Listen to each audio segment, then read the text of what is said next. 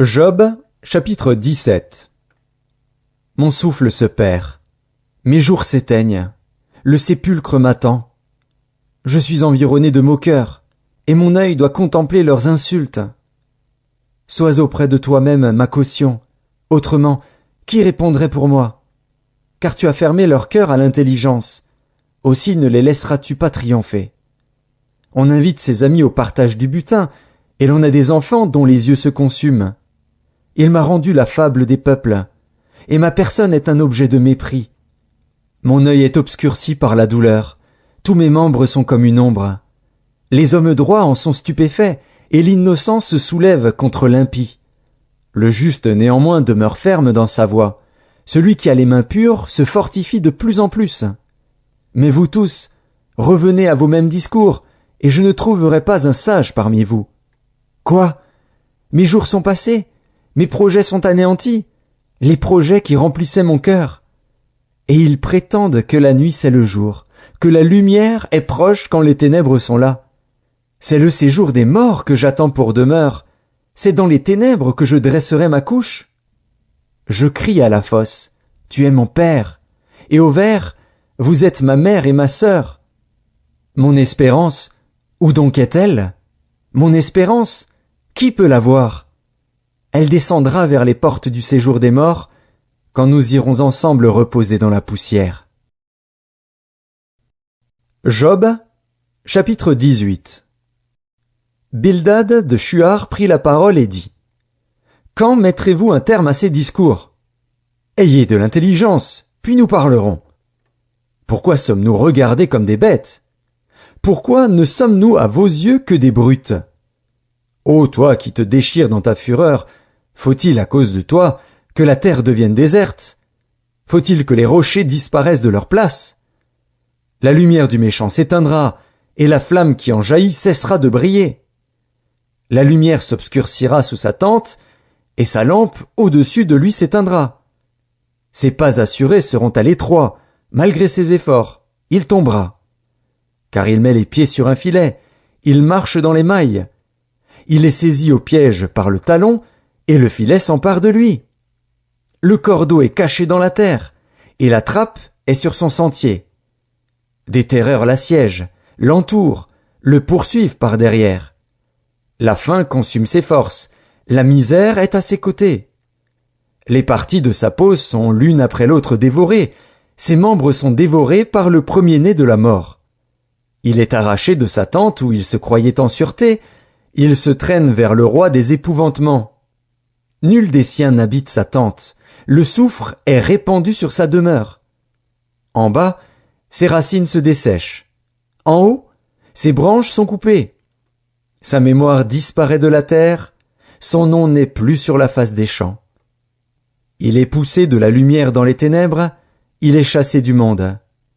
Il ne laisse ni descendants, ni postérité parmi son peuple, ni survivants dans les lieux qui l'habitaient. Les générations à venir seront étonnées de sa ruine, et la génération présente sera saisie d'effroi.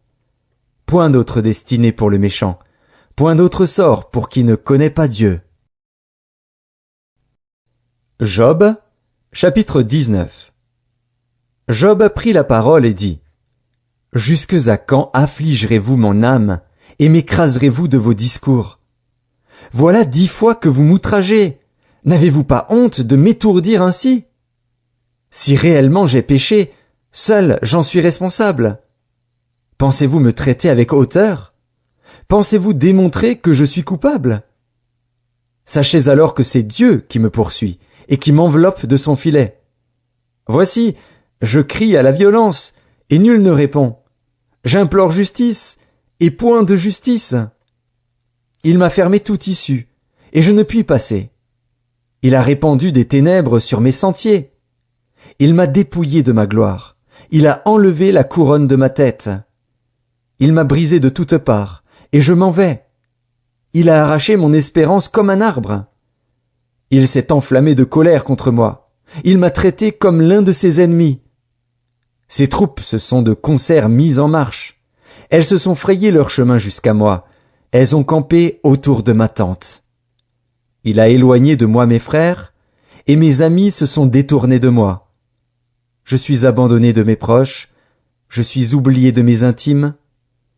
Je suis un étranger pour mes serviteurs et mes servantes, je ne suis plus à leurs yeux qu'un inconnu. J'appelle mon serviteur, et il ne répond pas. Je le supplie de ma bouche, et c'est en vain. Mon humeur est à charge à ma femme, et ma plainte au fils de mes entrailles. Je suis méprisé même par des enfants. Si je me lève, je reçois leurs insultes.